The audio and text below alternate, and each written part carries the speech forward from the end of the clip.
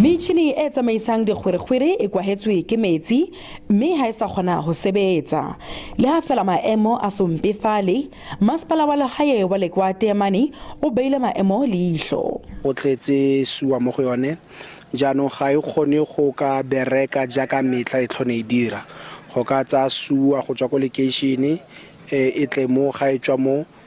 pump station e tseye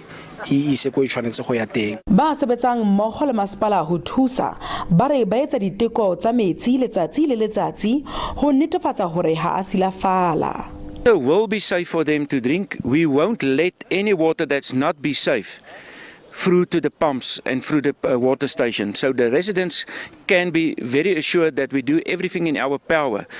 to ensure that they have drink water and safe drink water. Masepala o entse kopo ho baahi hore le bona ba leke ka moo ba kgonang ho thusa hore maemo a sempefale. Se re tle go se kopang ko baaging ba rona ba Lekwatemane ke gore ga ba hetsa go tlhapa ba ba dirisang dibaskomo ba ba dirisang dibata tsa dibathroom re tle go ba kopa gore ga ba hetsa ba tse metsi ao ba se ke ba bulela kana ba se ke ba tshella mo di-toilet ba tse metsi ao ba tshollele ko ntle ba ka tswa ba dirisetsa garden ba ka tswa ba dirisetsa tlhaga ka go nneng seemo se re le mo go yone pressure ga e sa tlhone le kalo ga gona pressure ho sa le jwalo masepala o ipileditse go baahi ba Bloemhof hore ba emise ka ho tshwasa ditlhapi letamong le tletseng metsi ho fitlela maemo a khutlela setlwaeding.